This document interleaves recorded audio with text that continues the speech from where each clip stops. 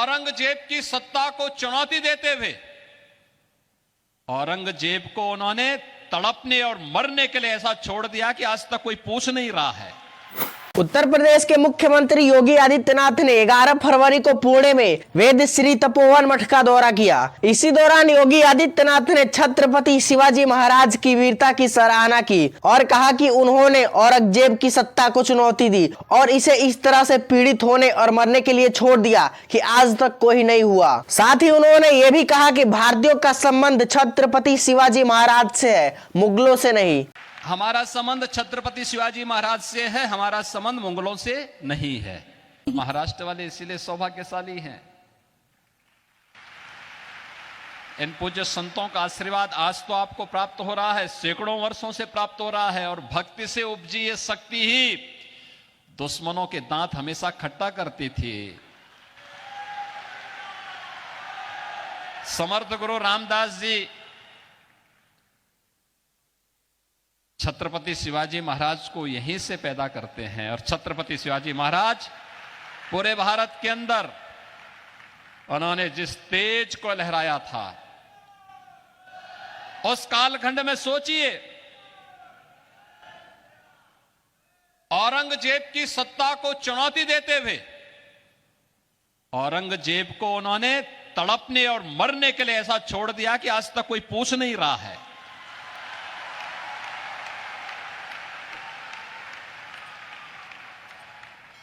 यह अद्भुत शौर्य और पराक्रम की धरती है। इसलिए है क्योंकि पूज्य संतों का सानिध्य प्राप्त हुआ।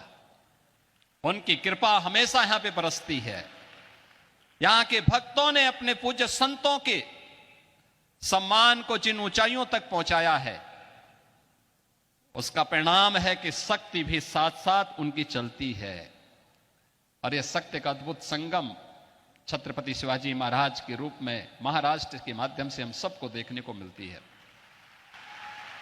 यह मेरा सौभाग्य है कि जब मैं उत्तर प्रदेश में मुख्यमंत्री बना, आदरणीय प्रधानमंत्री जी ने जब मुझे दायित्व दिया तो मैं आगरा गया था। तो आगरा में एक म्यूजियम बन रहा था, उसका नाम था मुगल म्यूजियम। मैंने कहा भी मुगल म्यूजियम आज के दिन पे, मैंने कहा इसका नाम छत्रपति शिवाजी महाराज का म्यूजियम रखो।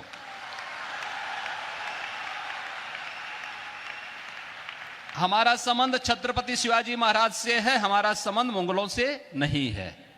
और इसलिए छत्रपति शिवाजी महाराज के नाम पर जाना जाएगा ये म्यूजियम। और छत्रपति शिवाजी महाराज की स्मृतियों को वहां पर सजोने का कार्य पूरी भव्यता के साथ आज हम लोग उसको आगे बढ़ाने का काम कर रहे हैं। आदरणीय प्रधानमंत्री जी ने उत्तर प्रदेश में एक डिफेंस कॉरिडोर की घोषणा की। यह डिफेंस कॉरिडोर भी छत्रपति शिवाजी महाराज को ही समर्पित है। भारत की रक्षा सेनाएं आत्मनिर्भरता के लक्ष्य को प्राप्त होंगी, इस दिशा में कार्य भी वहां हो रहा है। तो यहां पे तो शक्तियां भी जुड़ रही हैं और पूज्य संतों के माध्यम से भी भक्ति भी आपस में एक दूसरे का सानिध्य प्राप्त कर रही हैं।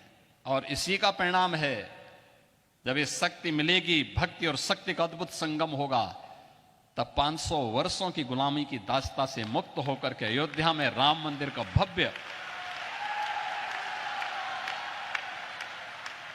अद्भुत क्षण भी, वह अलौकिक क्षण भी हम सबको देखने को प्राप्त होता है।